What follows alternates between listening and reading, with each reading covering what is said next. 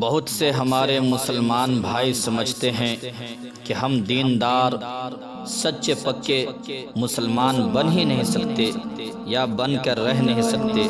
اس کی وجہ یہ ہے کہ انہوں نے اسلام کو ایک مشکل اور مصیبت سمجھ لیا ہے، یا انہیں سمجھا دیا گیا اور صحیح معنی میں اسلام کا تعارف انہیں نہیں ہو سکا اور وہ مذہب کو پہچان نہیں سکے۔ کیا انہیں یہ پتہ نہیں کہ جس نے اسلام بھیجا ہے ان کا وہ پروردگار نہایت رحم و کرم والا ہے، بڑا مہربان ہے،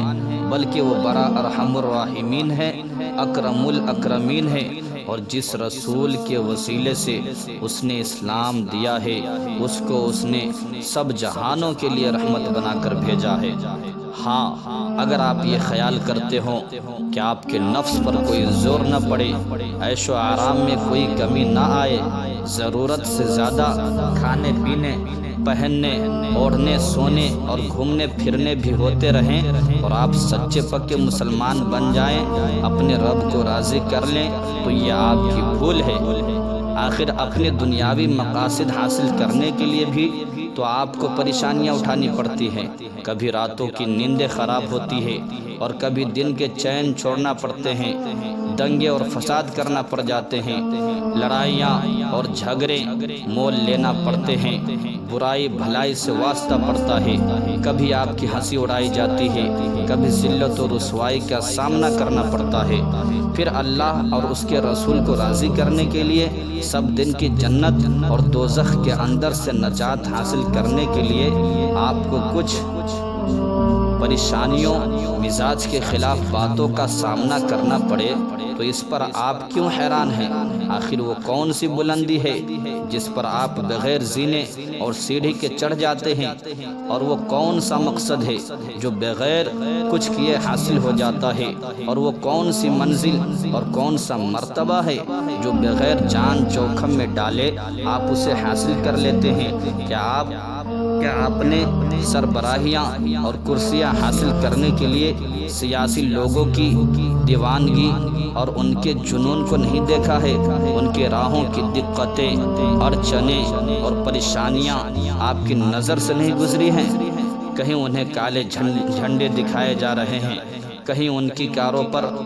پتھر برسائے جا رہے ہیں، کہیں تالیاں بجائی جا رہی ہیں تو کہیں گالیاں دی جا رہی ہیں، کہیں واپس جاؤ کے نعرے کا سامنا کرنا پڑ رہا ہے، کبھی تھانوں، حوالات، لاٹھی ڈنڈوں اور بندوق کی نالوں سے گزرنا پڑ رہا ہے۔ آپ ہیں کہ آپ کو خدا کی رضا اور جنت کی نعمت حاصل کرنے کے لیے نماز پڑھتے ہوئے شرم محسوس ہو رہی ہے،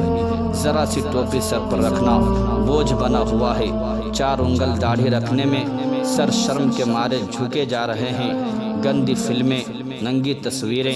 دیکھنے اور بے حیائی بھرے گانے سنے بغیر آپ کی روٹی ہضم نہیں ہو رہی ہے، ناچ اور تماشے آپ کے دل کا سکون اور جسم کی غذا بن گئے ہیں، وہ ممبری، پردھانی اور چیئرمینی کے عہدے، اسمبلی اور پارلیمنٹ کی کرسیاں حاصل کرنے کے لیے کسی کی برائی، مخالفت اور دشمنی کی پرواہ نہیں کرتے۔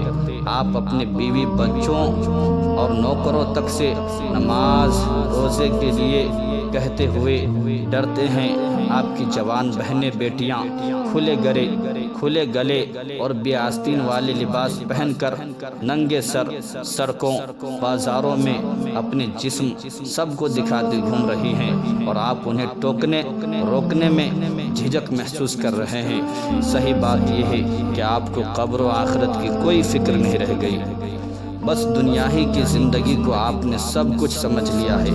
دیکھیں گے ہم بھی کہ اس دنیا میں آپ کب تک رہیں گے جس پر آپ قربان ہو گئے ہیں۔ بہت جلد موت کا فرشتہ آئے گا اور آپ کے سب ارمان پورے کر دے گا، جنہیں ہم نہیں سمجھا سکے انہیں وہ سمجھا دے گا اور بتا دے گا۔ میں سمجھتا ہوں کہ لوگ مالدار اور دولت مند بننے، عمدہ اور شاندار لباس،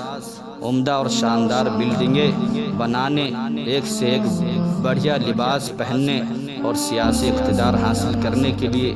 جتنی پریشانیاں اٹھاتے ہیں، وہ اگر دیندار سچا پکا مسلمان بننے، اللہ و رسول کو راضی اور جنت و قبر کا آرام حاصل کرنے کے لیے اس سے آدھی بھی قربانیاں دے دیں تو وہ اپنے مقصد میں کامیاب ہو جائیں گے، اور انہیں وہ ملے گا جس کو وہ جانتے تک نہیں اور ان کے گمان میں بھی نہیں پہنچ سکتا۔ اور اللہ کے لیے حمد ہے اور اس کے نبی پر درود و سلام۔